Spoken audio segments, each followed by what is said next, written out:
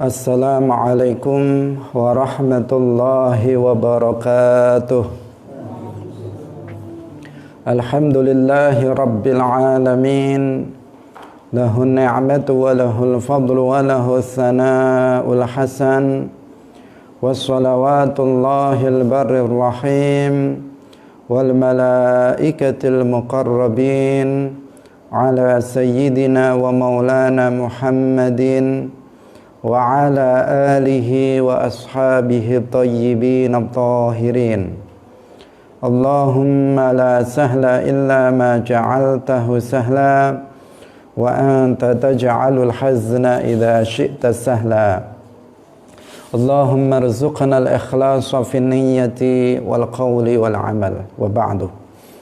Ila nabiyil Mustafa sallallahu alaihi wasallam wa ikhwanihi minal anbiya'i wal mursalin wa syuhada'i was salihin, khususan ila sultanil awliya Syekh Abdul Qadir al-Jilani wa Syekh Ahmad al-Rifai wa Syekh Bahauddin an-Naqsyabandi wa Syekhina Abdullah al-Harari wa ila muallif hadzal kitab Syekh al-Imam an-Nawawi rahimahullah wa muassisi jam'iyyati Nahdlatul Ulama Syekh Muhammad Hashim Asy'ari, Syekh Bisri Samsuri, Syekh Abdul Wahab Khasbuwah, wa ila arwahi jami'i ahli al-qubur minal muslimin wal muslimat wal mu'minin wal mu'minat min masyariqil ardi ila magharibiha, khususan ila arwahi abaina wa ummahatina wa ajdadina wa jaddatina wa masyayikhina wa masyayikhi masyayikhina. Al-Fatihah.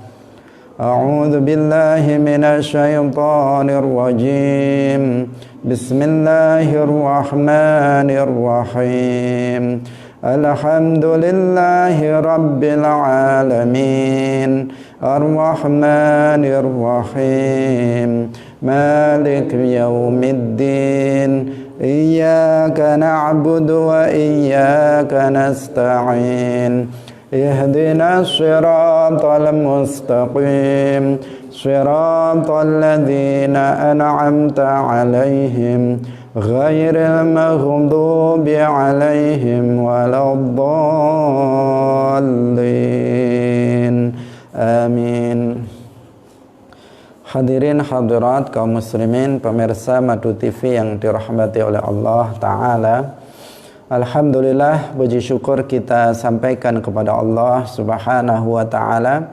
Pagi hari ini, di hari yang ke-18 dari bulan Ramadan, Allah Subhanahu wa Ta'ala mentakdirkan kita untuk kembali bersama-sama dalam pengajian kitab Al-Arba'in An-Nawawiyah, karya Al-Imam An-Nawawi rahimahullahu ta'ala. Semoga kebersamaan kita pada pagi hari ini mendapatkan keberkahan dari Allah Subhanahu wa ta'ala. Amin ya rabbal alamin.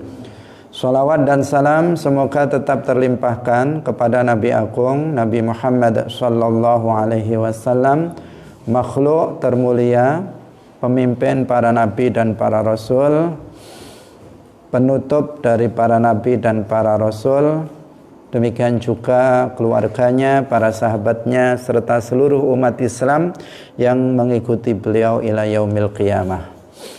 Kaum muslimin, hadirin hadirat rahimakumullah, pagi hari ini insyaallah kita akan bahas dua hadis, yaitu hadis yang ke-20 dan hadis yang ke-21. Nah, untuk itu mari kita mulai dengan mengikhlaskan niat kita bahwa kita hadir dalam majelis ilmu semata-mata lillahi ta'ala, agar dengan keikhlasan niat dalam belajar ilmu agama, Allah memberikan pemahaman ilmu agama kepada kita semuanya. Rasulullah sallallahu alaihi wasallam bersabda, "May yuridillahu bihi khairan yufaqihu fiddin." Barang siapa yang Allah kehendaki kebaikan, maka Allah memberikan pemahaman agama kepada dia. Karena itu semoga Allah memberikan pemahaman kita terhadap ilmu-ilmu agama, sehingga bisa menuntun kita untuk meraih keselamatan nanti di akhirat. An Abi Mas'udin kacerita saking Abi Mas'ud rupane Uqbah ibni Amrin, Uqbah bin Amr Al-Ansari kang bangsa Ansor, Al-Badri kang bangsa Badar, kang melu perang Badar. Radhiya muga-muga ngridoni sapa Allahu Gusti Allah anhu saking Abu Mas'ud. Qala dawuh sapa Abu Mas'ud Uqbah ibn Amr, qala wasdawuh sapa Rasulullah sallallahu alaihi wasallam, inna mimma adrakan nasu min kalamin nubuwatil ula idza lam tastahi fasna' ma syi'ta. Inna mimma sak temene iku setengah sangking barang adraka kang merui sapa annasu manungsa min kalamin nubuwati sangking ucapan kenabian al-ula kang kawitan idza lam tastahi apa idza lam tastahi ucapan idza lam tastahi fasna' ma syi'ta. Idza lam tastahi lamun ora isin sapa sira fasna' mongko gaweya sira ma ing barang syi'ta kang ngarepaken sapa sira. Rawahu ngriwayataken ing hadis sapa Al-Bukhari, Imam Bukhari. Kaum muslimin pemirsa Madu TV yang dirahmati oleh Allah Subhanahu wa taala, dalam hadis ini Rasulullah bersabda, di antara kata-kata nubuwah pertama yang diketahui oleh manusia adalah perkataan idza lam tastahi fasna' ma syi'ta. Apabila kamu tidak malu, maka lakukanlah sesukamu. Hadis riwayat Al-Bukhari. Pemirsa yang dirahmati oleh Allah Subhanahu wa taala, hadis ini menjelaskan tentang keutamaan malu atau al-haya. Al-haya'u, malu. Ini memiliki keutamaan di dalam Islam, bahkan disebutkan dalam hadis yang lain al-haya'u minal iman. Malu adalah sebagian daripada iman. Dan malu ini merupakan akhlak para nabi. Akhlak yang diajarkan dalam syariat seluruh para nabi. Sebagaimana tadi dikatakan dalam hadis, inna mimma adrakan nasu min kalamin nubuwatil ula. Artinya bahwa syariat malu, anjuran untuk malu, akhlak mulia berupa malu, itu adalah ajaran seluruh para nabi, mulai dari nabi pertama sampai Nabi Muhammad sallallahu alaihi wasallam, nabi yang terakhir. Tidak pernah dimansuh, tidak pernah dinasakh, dihapus sejak nabi-nabi sebelum Nabi Muhammad sallallahu alaihi wasallam. Termasuk dalam syariat Nabi Muhammad sallallahu alaihi wasallam dikatakan oleh beliau dalam hadis yang lain, al-haya'u minal iman. Malu itu adalah bagian daripada iman. Nah, malu yang dikehendaki di sini adalah al-haya al-mamduh. Karena malu itu ada dua. Al-haya itu ada dua. Al-haya al-mamduh dan al-haya al-mazmum. Ada malu yang terpuji, ada malu yang tercela.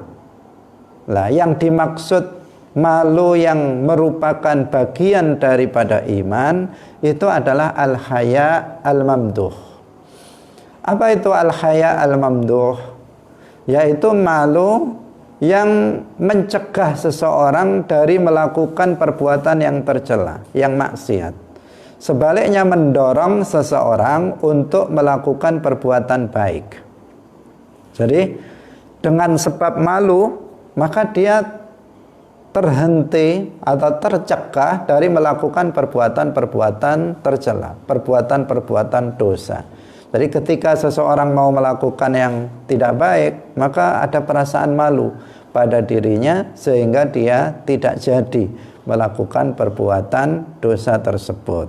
Nah, jadi pokoknya ketika misalnya seseorang perempuan misalnya membuka aurat keluar dari rumah, nah, dia malu, nanti saya malu kalau saya buka aurat. Akhirnya apa? Dengan sebab malu dia kemudian menutup auratnya. Dengan sebab malu seseorang tidak misalnya melakukan riba.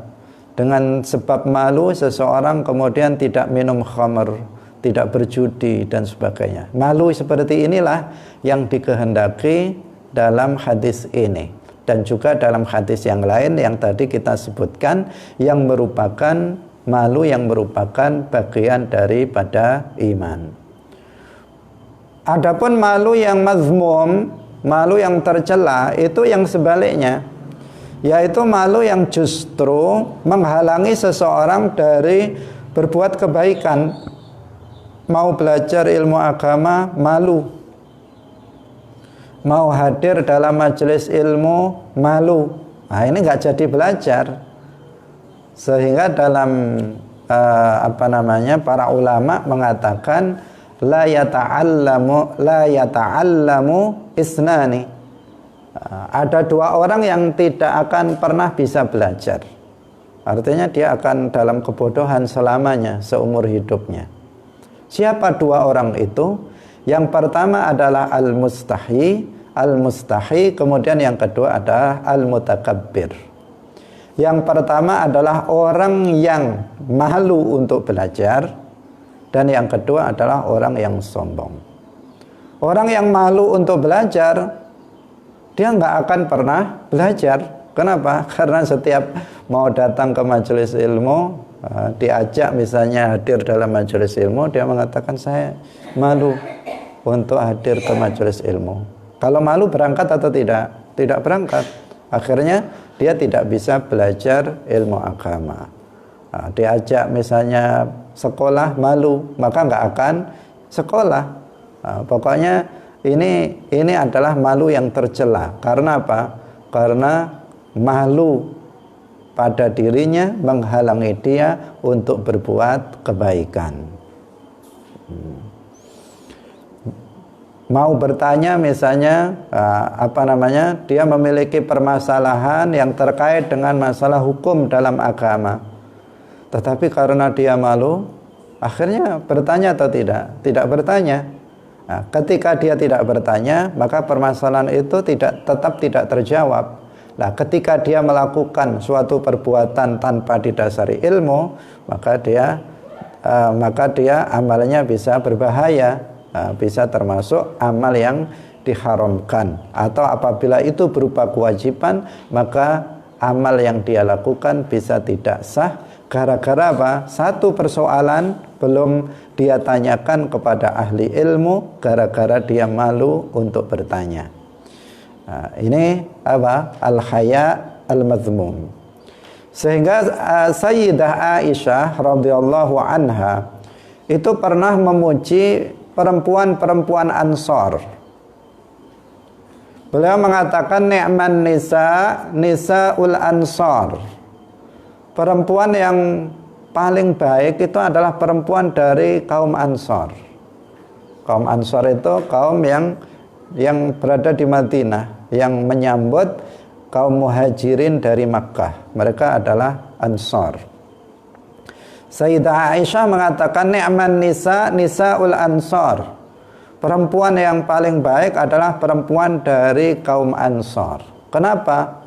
La yamna'uhunna al-haya'u min ayyatafaqqahna fid-din. Malu yang ada pada diri mereka tidak menghalangi mereka untuk belajar ilmu agama. Nah, sebenarnya mereka juga malu, tetapi malunya bisa dikalahkan sehingga dia tetap belajar ilmu agama. Biasanya yang sering malu itu adalah kaum perempuan. Tetapi kaum perempuan dari kaum Ansor ini berbeda. Ini berbeda. Mereka itu tidak malu dalam belajar ilmu agama. Dalam yang lain malu, tetapi dalam hadir dalam majelis ilmu agama, bertanya tentang ilmu agama, mereka tidak malu melakukannya. Ini sehingga dipuji oleh Sayyidah Aisyah, istri Rasulullah Sallallahu Alaihi Wasallam, bintu Abi Bakar. Hadirin pemirsa yang dirahmati oleh Allah Subhanahu wa Ta'ala. Jadi al-haya itu bagian daripada iman. Setiap orang harus memiliki malu ini untuk mengendalikan seseorang dari berbuat keburukan. Jadi kalau seseorang malu melakukannya karena apa?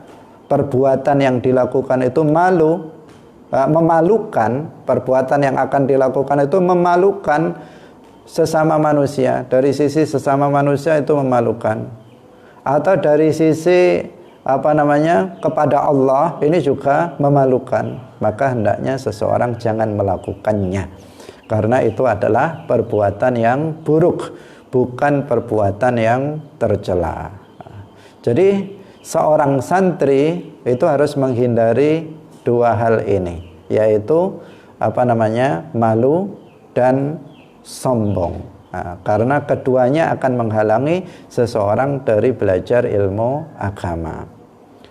Karena itulah maka Rasulullah Shallallahu Alaihi Wasallam, istri beliau itu tidak hanya satu. Istri beliau setelah Sayyidah Khadijah wafat, itu beliau beristri lebih dari satu. Salah satu tujuannya adalah untuk dakwah. Karena banyak di kalangan kaum perempuan itu yang malu belajar ilmu agama, khususnya yang terkait dengan ahkamun nisa, hukum-hukum yang terkait dengan kaum perempuan, masalah haid, masalah nifas, dan masalah-masalah yang lain. Itu kalau tidak diterangkan oleh perempuan juga, ini banyak yang kemudian mereka malu untuk bertanya. Maka istri-istri Nabi ini dijadikan sebagai da'i, sebagai penyampai dari Rasulullah kepada menyampaikan ajaran-ajaran Islam, khususnya yang terkait dengan masalah hukum-hukum perempuan kepada kaum perempuan, agar mereka juga bisa belajar. Maka mereka dijadikan guru-guru, diajari oleh Rasulullah, kemudian mereka mengajarkannya kepada kaum perempuan. Tetapi untuk perempuan kaum Ansar, mereka tidak malu untuk belajar ilmu agama. Kaum muslimin pemirsa Madu TV yang dirahmati oleh Allah Subhanahu wa Ta'ala, ini satu hal yang penting untuk kita perhatikan. Kemudian yang kedua, sabda Rasulullah, "Idza lam tastahi fasna' ma syi'ta." Ini bukan kebebasan. Secara zahir apa? Secara zahir mengatakan fasna' ma syi'ta, itu lakukan semau kamu. Ini bukan kebebasan dalam melakukan suatu perbuatan. Jika kamu nggak malu, lakukan semaunya. Artinya bukan berarti kita boleh melakukan semau kita. Bukan itu maknanya. Karena apa? Karena sebelumnya juga dikatakan idza lam tastahi, jika kamu tidak malu, fasna' ma syi'ta. Artinya jangan kamu melakukan. Seharusnya kamu malu sehingga kamu jangan melakukan segala sesuatu yang kamu inginkan. Jangan kamu melakukan sesuatu sesuai dengan kehendakmu. Itu maksud dari hadis ini. Ini di sini apa? Ada larangan, bukan perintah, tetapi justru larangan. Disebut di sini sebagai al-wa'id, ancaman, at-tahdid. Jangan kemudian disalah pahami. Seperti juga dalam firman Allah. Dalam firman Allah, "Faman syaa'a falyu'min wa man syaa'a falyakfur." Kalau diartikan secara harfiah, itu mengatakan barang siapa yang berkehendak, silahkan dia beriman, dan barang siapa yang berkehendak, silahkan dia kufur. Seakan-akan ada kebebasan untuk beriman atau kufur. Tetapi di sini nggak ada, nggak seperti itu. Kenapa? Karena dalam ayat berikutnya dikatakan inna a'dadna lidzalimina nara ahata bihim suradiquha. Nah, diikuti ayat itu diikuti apa? Sesungguhnya kami persiapkan, sudah mempersiapkan untuk orang-orang yang kafir neraka. Artinya apa? Barang siapa yang beriman, maka barang siapa yang menghendaki iman, imanlah. Barang siapa yang kufur, menghendaki kufur, maka kufurlah. Tapi Allah sudah menyiapkan neraka untuk orang yang kafir. Apakah ini namanya bebas? Tidak, karena apa? Ada ancaman bagi orang yang kufur dengan diazab di dalam neraka. Maka di sini bukan kebebasan. Sebagian orang dipotong ayat ini. Jadi dipotong hanya faman syaa'a falyu'min wa man syaa'a falyakfur. Sudah titik. Sehingga kemudian mengatakan orang itu bebas mau beriman atau tidak beriman, bebas. Mereka mengatakan seperti itu. Nah, ini salah besar. Ayat ini justru apa? Ancaman terhadap orang yang kafir.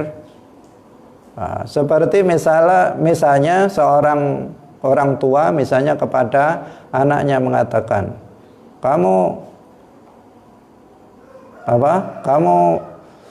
main aja, bermain sana, nanti saya jotosi misalnya. Itu namanya apa? Nah, itu namanya apa? Nanti saya pukul. Itu namanya adalah bukan suruhan, itu bunyinya perintah, kamu main sana, nanti pulang saya pukul. Itu namanya bukan perintah, itu adalah larangan. Di sini juga begitu. Isna' ma syi'ta, lakukan apa saja. Tapi idza lam tastahi, padahal malu ini adalah bagian daripada iman yang setiap orang muslim harus, yang mukmin harus memiliki sifat ini untuk mengendalikan seseorang dari dari berbuat keburukan ataupun kemaksiatan. Nah, jadi ada di dalam bahasa Arab dan juga ada di dalam bahasa Indonesia atau bahasa Jawa kalimat yang seperti ini. Secara zahir itu adalah seperti perintah, tetapi sebenarnya itu adalah larangan, bahkan ancaman terhadap seseorang yang akan melakukan suatu perbuatan tertentu. Kaum muslimin yang dirahmati oleh Allah Subhanahu wa taala, mari kita lanjutkan kembali hadis yang ke-21. An Abi Amrin wa qila Abi Amrah. Kacerita saking Abi Amr wakila lanten ucapaken Abi Amrah ibn Sufyan ibn Abdullah Al-Thaqafi radhiya muga-muga ngridoni sapa Allah Gusti Allah anhu saking Abi Amr utawa Abi Amrah. Qala dawuh sapa Abu Amr, qultu ngucap sapa ingsun, ya Rasulullah, he Rasulullah, qul kula aturi dawuhi sapa panjenengan li maring ingsun fil islami ing dalam Islam qaulan ing ucapan la as'alu kang ora takon sapa ingsun, kang ora tangklet sapa ingsun anhu saking qaulan ahadan ing wong suwiji ghairaka kang sakliyane panjenengan. Qala dawuh sapa Kanjeng Nabi, kul ngucapa sapa sira amantu billahi tsumastaqim. Amantu iman sapa ingsun billahi kelawan Allah, tsumastaqim nuli istiqomah sapa sira, nuli jejeka sapa sira utawa istiqomah sapa sira. Rawahu ngriwayataken ing hadis sapa Muslimun Imam Muslim. Dari Abu Amr, menurut sebagian riwayat itu Abu Amrah bin Sufyan bin Abdullah Al-Thaqafi. Beliau mengatakan, beliau bertanya kepada Rasulullah. Pertanyaannya singkat dan sudah menyeluruh. Dan jawaban Nabi juga lebih singkat dari pertanyaannya. Beliau mengatakan, bertanya, wahai Rasulullah, katakanlah kepadaku, kabarkanlah kepadaku suatu ucapan di dalam Islam yang setelah ini saya nggak perlu tanya lagi kepada orang lain selain engkau. Sudah cukup jawaban engkau, sudah cukup, nggak perlu lagi saya bertanya kepada orang lain. Jawaban Nabi, qul, katakanlah, amantu billahi tsumastaqim. Katakanlah aku beriman kepada Allah, lalu istiqomahlah kamu. Artinya istiqomahlah dalam ketaatan. Kaum muslimin pemirsa Madu TV yang dirahmati oleh Allah Subhanahu wa taala. Dalam hadis ini Rasulullah Shallallahu alaihi wasallam mengajarkan kepada kita dua hal yang apabila kita melakukannya maka kita akan mencapai kesempurnaan iman dan Islam. Jadi dua hal yang apabila kita melakukannya maka kita akan mencapai kesempurnaan iman, kesempurnaan Islam. Apa itu? Yaitu dawuh Nabi, qul amantu billah, katakanlah aku beriman kepada Allah. Yang pertama adalah iman kepada Allah. Nah, iman kepada Allah ini menjadi hal yang paling mendasar bagi seseorang. Karena iman kepada Allah adalah afdalul a'mal. Pernah suatu ketika Rasulullah ditanya, diriwayatkan dalam Sahih Al-Bukhari. Rasulullah ditanya tentang apa amal perbuatan yang paling mulia. Beliau menjawab, imanun billahi wa rasulih. Afdalul imani, afdalul a'mali, imanun billahi wa rasulih. Amal perbuatan yang paling utama adalah iman kepada Allah dan Rasulnya. Kenapa? Nah, sudah sering kita terangkan kenapa iman ini menjadi amal yang termulia. Yang pertama karena iman itu adalah kunci surga. Kunci surga. Artinya seseorang yang mati dalam keadaan beriman, dia akan masuk surga. Bagaimanapun keadaannya, orang yang mati dalam keadaan beriman, dalam keadaan mukmin, muslim, maka dia akan masuk surga.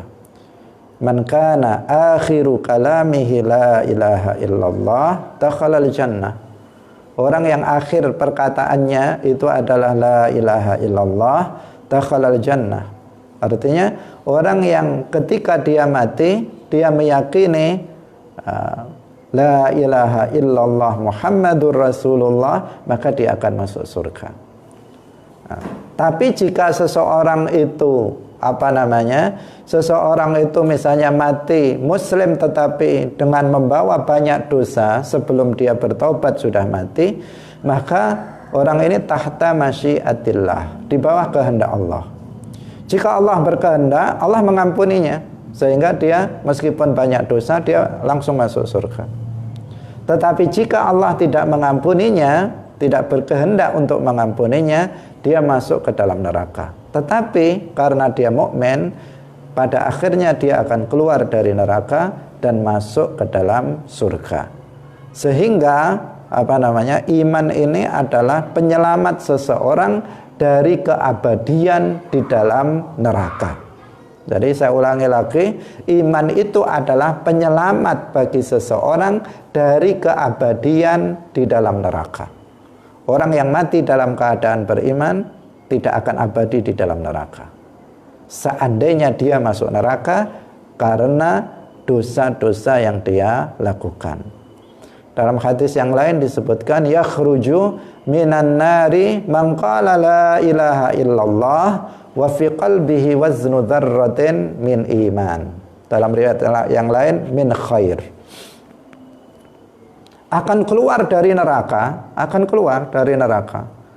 orang yang mengatakan la ilaha illallah ay wa Muhammadur Rasulullah, dan di dalam hatinya ada sebiji sawi, artinya kecil sekali dari keimanan. Jadi ada keimanan yang sangat kecil di dalam hatinya. Kata Rasulullah apa? Yakhruju minan nar. Dia akan keluar dari neraka. Karena itu iman ini menjadi hal yang paling penting bagi manusia. Mati dalam keadaan husnul khatimah adalah cita-cita setiap muslim. Karena itulah penentu. Penentu seseorang bukan ketika dia sehat. Penentu seseorang itu adalah ketika dia mati. Apakah dia husnul khatimah mati dengan membawa iman, atau su'ul khatimah mati dengan membawa kekufuran. Semoga kita semuanya ini diberikan husnul khatimah oleh Allah Ta'ala. Amin ya rabbal alamin. Nah. Dan iman ini, kaum muslimin pemirsa Madu TV rahimakumullah, iman ini adalah ra'sul mal, adalah modal. Adalah modal bagi seorang muslim. Bukan modal dalam berdagang, tetapi modal di dalam beramal soleh. Modal dalam beramal soleh. Kenapa dikatakan modal? Karena amal soleh sebesar apapun tidak akan diterima oleh Allah tanpa didasari dengan iman. Karena itu dia modal. Orang yang nggak punya iman, berbuat kebaikan seperti apapun percuma. Percuma artinya apa? Tidak akan mendapatkan pahalanya, tidak akan sah dan tidak akan diterima oleh Allah Subhanahu wa taala. Ada orang kafir membangun masjid, tidak dapat apa-apa dia. Ada orang kafir misalnya membangun musalla, membangun pondok pesantren, madrasah, tidak akan mendapatkan apa-apa dia. Ada orang kafir misalnya bersedekah kepada fakir miskin, dia tidak akan mendapatkan apa-apa. Kenapa? Karena dia bukan mukmin. Sebaliknya orang mukmin, sekecil apapun amal soleh yang dia lakukan akan berpahala. Seperti yang sering kita jelaskan, misalnya ada di antara kita yang mukmin, kemudian lihat di tengah jalan ada batu, kemudian dia pinggirkan lillahi ta'ala, maka dia akan mendapatkan pahalanya. Ada seorang mukmin bertemu dengan saudaranya yang lain, kemudian dia menyapa, mengucapkan salam, tersenyum lillahi ta'ala. Dia melakukan itu karena Allah, maka dia akan mendapatkan pahala. Amal yang kecil akan berbuah pahala jika dilakukan oleh seorang mukmin. Karena itu dikatakan itu adalah ra'sul mal.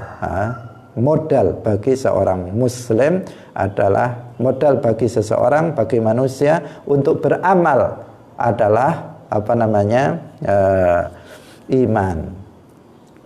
Dalam ayat Al-Quran disebutkan wa may ya'mal minas solihati min dzakarin aw untha wa huwa mu'min faulaika yadkhulunal jannata wa la yuzlamuna naqira. Dikatakan wa may ya'mal, barang siapa yang beramal soleh, wa may ya'mal minas solihati min dzakarin aw untha, baik dia laki-laki atau perempuan. Karena di sini dalam hal ibadah kepada Allah, dalam hal beramal soleh, nggak ada beda laki-laki dan perempuan. Kedua-duanya sama-sama memiliki hak yang sama. Wa huwa mu'min, syaratnya dia adalah orang mukmin, maka mereka akan masuk ke dalam surga dan sedikit pun mereka tidak akan dizolimi. Ini adalah dalil bahwasanya iman adalah syarat daripada diterimanya amal soleh. Pernah juga suatu ketika ada seseorang dalam sebuah peperangan, ada seorang kafir datang kepada Rasulullah Shallallahu Alaihi Wasallam dengan memakai topeng besi, karena pertanda bahwa dia siap untuk berperang, bergabung dengan tentara orang Islam. Kemudian laki-laki itu berkata kepada Rasulullah, "Ya Rasulullah, uslimu au uqatilu?" Aku masuk Islam dulu atau saya langsung perang saja? Kemudian Rasulullah bersabda, "Aslim tsumma qatil." Kamu masuklah Islam dulu, kemudian baru kamu berperanglah. Kemudian apa? Fa'aslama, kemudian summa qatala fakutila. Kemudian orang ini masuk Islam. Setelah masuk Islam langsung pergi berperang. Belum banyak melakukan amal soleh, dia masuk Islam, kemudian dia langsung pergi berperang. Dalam peperangan itu dia terbunuh. Dia terbunuh. Apa kata Rasulullah? Rasulullah bersabda, amila qalilan wa ujira katsiran. Dia beramal sedikit, tetapi dia diberikan pahala yang sangat besar. Kenapa? Karena dia melakukannya setelah masuk Islam. Seandainya dia langsung berperang sebelum masuk Islam, maka dia tidak akan mendapatkan apa-apa dari jihad yang dilakukannya pada saat itu. Untungnya dia bertanya kepada Nabi, sehingga dia diminta untuk masuk Islam terlebih dahulu, baru kemudian pergi berperang. Kenapa? Karena Islam atau iman itu adalah ra'sul mal, modal utama bagi seseorang untuk bisa beramal soleh. Nanti pada hari kiamat, ketika amal perbuatan manusia itu ditimbang, orang kafir tidak memiliki kebaikan sama sekali. Ketika ditimbang, maka dalam neraca timbangan kebaikan kosong. Sementara di neraca timbangan yang keburukan penuh. Kenapa? Karena orang kafir amal baik yang dilakukannya tidak bernilai, sehingga tetap kosong. Sehingga akan jumbat, akan unggul keburukannya dari kebaikannya, karena nggak ada sama sekali kebaikannya. Sementara seorang muslim, seorang mukmin itu selalu ada di neraca timbangan satu yang dengan yang lain, itu selalu ada. Meskipun dia itu sebejat-bejatnya seorang muslim misalnya, itu selalu di neraca kebaikannya selalu masih ada. Kenapa? Karena seorang muslim pasti pernah melakukan kebaikan. Dan ketika dia mengatakan saja la ilaha illallah Muhammadur Rasulullah, itu sudah kebaikan yang luar biasa yang akan bisa mengisi neraca timbangan di mizan pada hari kiamat. Kaum muslimin pemirsa yang dirahmati oleh Allah Subhanahu wa taala. Nah, iman kepada Allah yang dimaksud di sini adalah dengan meyakini tanpa ragu, bahwasanya Allah Subhanahu wa taala itu ada. Dan adanya tidak serupa dengan adanya makhluk. Saya ulangi lagi, iman kepada Allah yang benar adalah dengan meyakini tanpa ragu bahwasanya Allah Subhanahu wa taala itu ada, dan adanya Allah tidak seperti adanya makhluk, tidak seperti adanya sesuatu yang ada yang lainnya. Sehingga Allah Subhanahu wa taala itu bukan benda, dan Allah Subhanahu wa taala itu bukan jisim. Karena sesuatu selain Allah itu pasti benda, maka Allah bukan benda. Dan Allah tidak disifati dengan sifat makhluk, karena jika disifati dengan sifat makhluk namanya makhluk. Jika disifati dengan sifat benda namanya benda. Jika disifati dengan sifat jisim namanya jisim. Jika disifati dengan sifat manusia maka namanya manusia.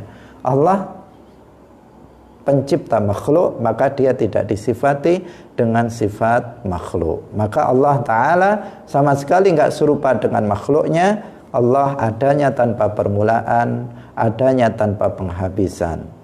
Allah Ta'ala bukan jisim, bukan benda, tidak disifati dengan sifat benda. Tidak dikatakan Allah memiliki ukuran besar, kecil. Tidak dikatakan Allah memiliki warna kuning ataupun putih, hitam dan seterusnya. Tidak dikatakan Allah memiliki bentuk. bulat atau lonjong, kotak dan sebagainya, tidak dikatakan Allah itu berada pada tempat tertentu. Juga tidak dikatakan bahwa Allah berada pada arah tertentu. Tidak dikatakan Allah di bumi, tidak boleh dikatakan Allah di langit, tidak boleh dikatakan Allah di atas arsy, tidak boleh dikatakan Allah berada di tempat tertentu. Atau juga tidak boleh dikatakan Allah ada di semua tempat, tidak boleh. Karena Allah ada sebelum terciptanya tempat tanpa tempat. Allah ada sebelum terciptanya langit tanpa langit.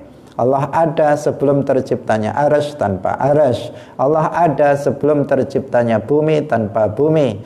Allah ada sebelum terciptanya semua tempat tanpa tempat. Demikian juga setelah Allah menciptakan tempat, Allah tidak berubah. Allah tetap ada tanpa tempat. Misbahut Tauhid Al-Imam Sayyiduna Ali bin Abi Thalib radhiyallahu anhu, beliau mengatakan, kana Allahu wala makan wa huwal ana ala ma alaihi kan. Pada azal Allah itu ada tanpa tempat. Pada azal sebelum terciptanya alam semesta ini, Allah ada tanpa tempat.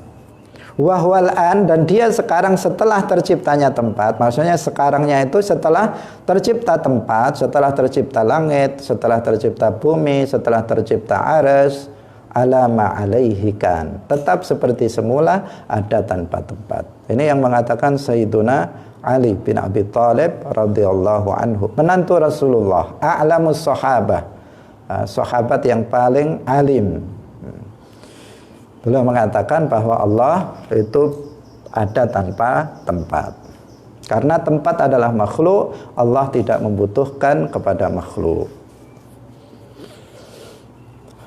Ini adalah iman. Kemudian yang selanjutnya adalah yang kedua, pelajaran yang kedua dari hadis ini.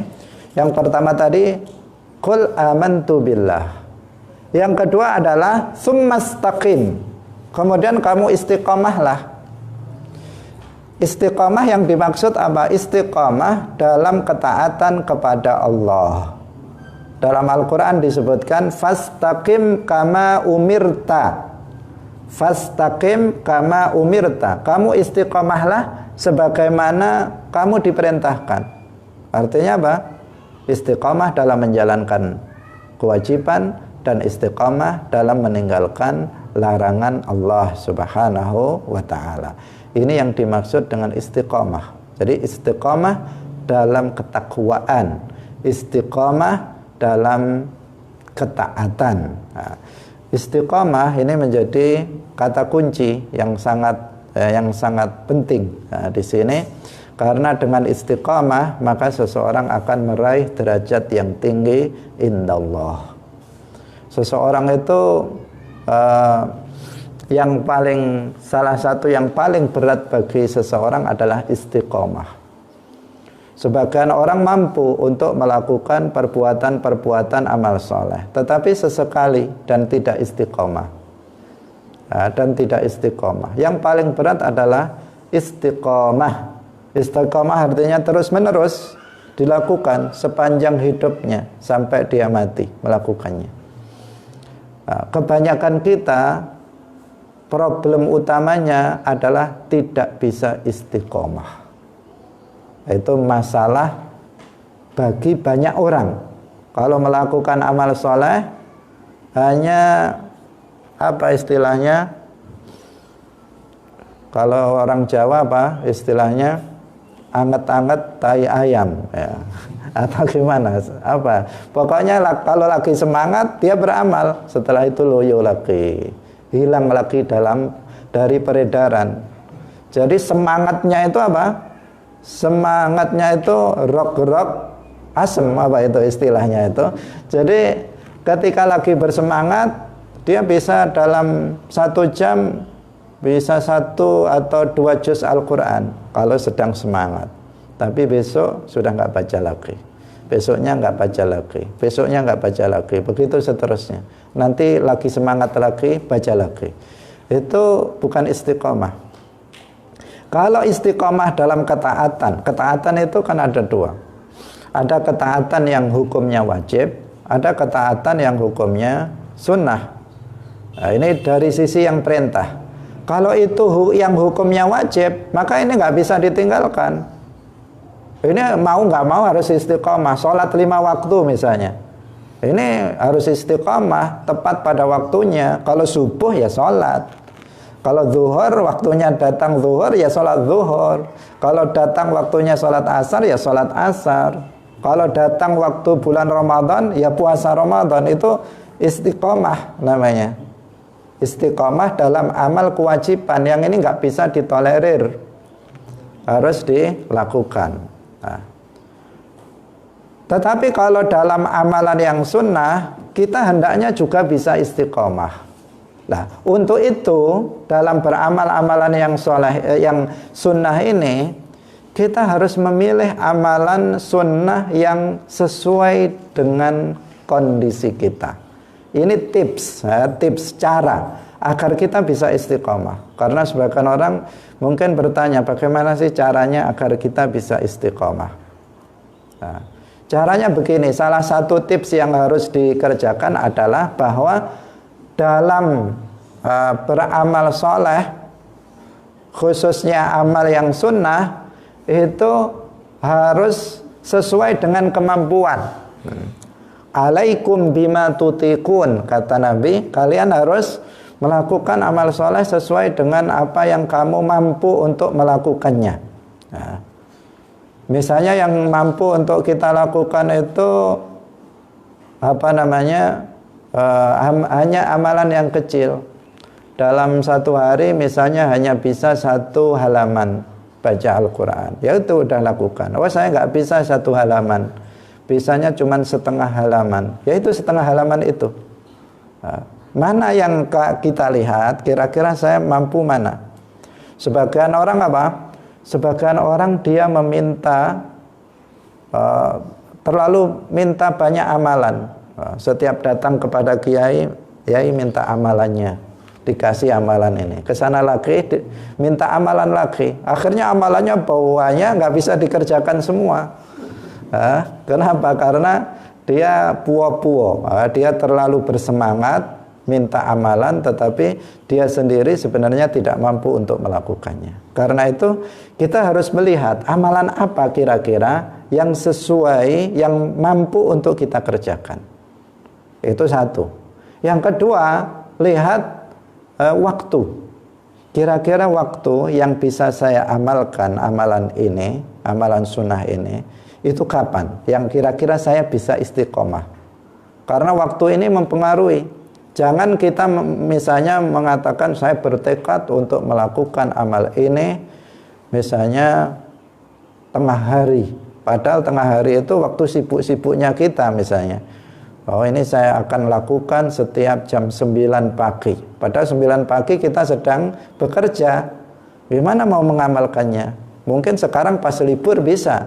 Nanti ketika dia sudah bekerja nggak bisa lagi ditinggalkan amal itu. Maka harus dicari waktu.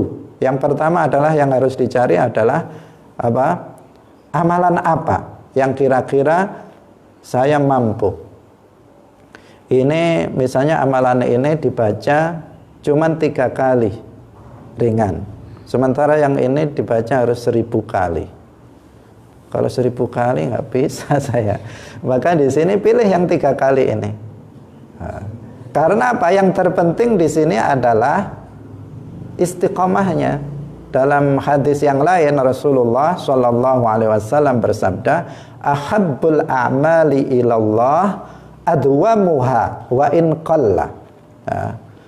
Amal yang paling dicintai oleh Allah, amal yang paling dicintai oleh Allah adalah amal yang paling istiqomah dilakukan, yang paling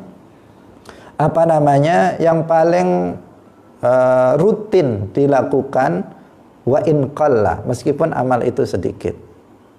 Nah, saya cuman bisa setiap habis maghrib misalnya baca, ini misalnya ada zikir, ada waqiah, ada al-kahfi, misalnya ada ar-rahman, ada apalagi tabarak misalnya. Nah ini kalau saya baca semua nggak mungkin, nggak kuat. Kalau 1 kali Hari ini saja bisa, kalau besoknya lagi, sementara saya waktunya nggak memungkinkan untuk itu. Pilih saja dari 4 ini misalnya. Dari 4 ini, kemudian kalau ini panjang sekali nih, surat Kahfi ini. Saya buat ini aja lah, tabarak yang pendek. Nah, ini nggak masalah. Yang penting adalah istiqomah. Istiqomah itu kira-kira saya bisa melakukan terus-menerus. Kalau kira-kira kita nggak mampu melakukannya terus-menerus, mampu melakukannya sekali 2 kali, tapi kira-kira saya nggak akan mampu melakukannya terus-menerus, udah nggak usah mengamalkan amalan itu. Cari amalan yang kira-kira kita mampu untuk istiqomah. Kemudian yang kedua, cari waktu. Nah, waktunya apakah habis maghrib yang kita longgar, apakah habis isya yang kita longgar, apakah habis subuh yang kita longgar. Cari waktu itu yang kira-kira di waktu itu kita selalu umumnya itu selalu longgar. Jangan kemudian kita melakukan memilih suatu amalan untuk dilakukan pada waktu yang tidak memungkinkan bagi kita untuk istiqomah dalam melakukannya. Karena istiqomah ini adalah hal yang terpenting. Kalau orang itu istiqomah dalam ketaatan, itu jadi wali. Nah, jadi wali. Kuncinya jadi wali itu istiqomah. Orang kenapa sekarang banyak yang nggak jadi wali? Karena kebanyakan nggak istiqomah. Nah, istiqomah maksudnya dalam ketaatan yang wajib dilakukan secara istiqomah, yang haram ditinggalkan secara istiqomah, dan melakukan amalan sunnah. Amalan sunnah tidak harus semua amalan sunnah dilakukan. Meskipun satu amalan sunnah tetapi dia dilakukan secara rutin, secara istiqomah, maka seseorang akan jadi wali. Karena wali itu bukan seperti derajat nabi. Kalau nubuwah itu nggak bisa diusahakan. Tetapi kalau wilayah kewalian itu bisa diusahakan. Jalannya sudah terang. Hanya saja cara melakukannya yang nggak terang itu, yang artinya yang sulit kita melakukannya. Jalannya sebenarnya apa? Nah, yang pertama imannya harus benar. Yang kedua takwa itu menjalankan semua yang wajib, baik kewajiban zahir maupun kewajiban batin. Kemudian meninggalkan semua yang diharamkan, baik yang zahir maupun batin. Kemudian menambah amalan sunnah dilakukan secara istiqomah. Ini sudah mencapai derajat wilayah. Nah, kita masih kedua sini saja, istiqomah melakukan yang wajib, itu saja kita belum. Nah, kita belum. Kenapa? Karena kita masih yang zahir, mungkin sholat sudah lumayan istiqomah, sholat 5 waktu, puasa Ramadan sudah lumayan istiqomah. Bagaimana ikhlas? Apakah kita sudah ikhlas secara istiqomah dalam setiap amal kita? Apakah sudah ikhlas? Apakah hati kita sudah ada di dalamnya sifat sabar secara istiqomah, tawakkul 'ala Allah secara istiqomah, ridha biqadarillah secara istiqamah? Itu yang sulit, karena amal hati itu lebih sulit daripada amal zahir. Nah, ini seperti yang disebutkan dalam Al-Quran. Dalam Al-Quran disebutkan innalladzina qalu rabbunallahu, artinya amantu billah tadi, tsumastaqamu, kemudian mereka istiqamah dalam ketaatan, tatanazzalu alaihimul malaikatu alla takhafu wa la tahzanu wa abshiru bil jannati allati kuntum tu'adun. Artinya sudah diangkat menjadi wali. Setelah dia istiqamah, malaikat datang memberitahukan kepada dia, kamu udah nggak perlu khawatir, nggak perlu takut lagi, kamu akan masuk ke dalam surga. Dia belum mati sudah mendapatkan kabar bahwa dia adalah akan mendapatkan, dijanjikan dengan surga. Itu berarti kalau orang sudah seperti itu, dia sudah nggak ada kekhawatiran dalam hidupnya, nggak ada ketakutan dalam hidupnya, karena dia sudah diberitahu oleh malaikat atas keistiqomahan dia dalam ketaatan kepada Allah Subhanahu wa ta'ala. Ini adalah derajat yang tinggi, derajat satu tingkat di atas ketakwaan. Dan ini adalah sesuatu yang bisa diusahakan oleh setiap muslim, dan hanya orang yang mau berusaha untuk selalu istiqomah dalam ketaatan itu yang akan bisa meraih derajat itu. Tetapi orang yang bermalas-malasan, untuk istiqomah, maka akan sulit bagi seseorang untuk meraih derajat tersebut. Banyak di antara kita terlalu berlebihan dalam beramal, tetapi kemudian dia tidak mampu untuk melakukannya secara istiqomah. Hasilnya akan sangat berbeda. Karena itu dalam Islam kita ada yang disebut dengan wirid. Wirid itu apa? Sesuatu yang dilakukan secara istiqomah pada waktu, dengan cara yang sama, dan pada waktu yang sama. Misalnya itu namanya wirid. Kalau sekedar zikir, itu ya pokoknya berzikir kepada Allah. Tapi zikir yang diistiqomahkan pada waktu yang sama, itu namanya wirid. Dan wirid tidak harus berupa zikir, bisa berupa amal soleh yang lainnya. Misalnya wirid saya setiap maghrib, habis maghrib adalah baca tabarok. Wirid saya setelah maghrib adalah baca wirid tahsin. Wirid saya setiap subuh misalnya adalah hadir dalam majelis ilmu. Pokoknya setiap pagi saya ngaji. Itu namanya wirid. Seperti ini misalnya, jika diistiqomahkan terus menerus, maka ini namanya wirid. Dan wirid itu apabila kita tertinggal dalam satu hari, maka bisa diqadha. Misalnya kita sudah istiqomah setiap habis maghrib baca surat tabarok. Suatu ketika karena sesuatu hal kita belum membacanya habis maghrib, maka bisa kita qadha malam hari. Malam hari misalnya, tadi habis maghrib saya belum baca, sekarang baca sebelum tidur misalnya. Itu bisa. Itu karena apa? Sudah wirid. Kalau sudah wirid harus dikerjakan. Kalau ditinggalkan maka diqadha. Itu meskipun itu tidak wajib, tetapi sesuatu yang diistiqomahkan, wirid yang diistiqomahkan akan memberikan athar, akan memberikan bekas dalam hati seseorang. Hati akan bisa bercahaya kalau diistilahkan itu. Karena apa? Pengaruh dari wirid itu. Seperti orang sering mengibaratkannya dengan pisau misalnya. Kalau pisau itu terus dipakai dan terus diasah, maka dia akan tajam. Tetapi kalau misalnya hari ini dipakai, diasah misalnya, kemudian setahun kemudian baru dilihat lagi, maka tumpul. Karena itu istiqomah itu adalah menjadi kunci dalam kesuksesan seseorang. Termasuk dalam belajar, kesuksesannya adalah istiqomah. Bahasa kita mah disiplin. Kalau hari ini masuk, besok nggak masuk, besok masuk lagi, besok nggak masuk lagi. Gimana dia mau sukses dalam belajar ilmu agama? Harus disiplin, baik itu waktunya, kemudian keberadaannya. Karena itu dalam proses apapun, perbuatan apapun, kedisiplinan ini menjadi kunci dari kesuksesan sebuah perbuatan. Alhamdulillah, waktu sudah habis. Semoga Allah Subhanahu wa ta'ala memberikan keistiqomahan kepada kita semuanya di dalam berbuat ketaatan mulai dari Ramadan ini. Semoga bisa kemudian menular pada setelah di bulan-bulan berikutnya. Barakallahu fikum, wallahul muwaffiq ila aqwamit thariq. Wassalamualaikum warahmatullahi wabarakatuh.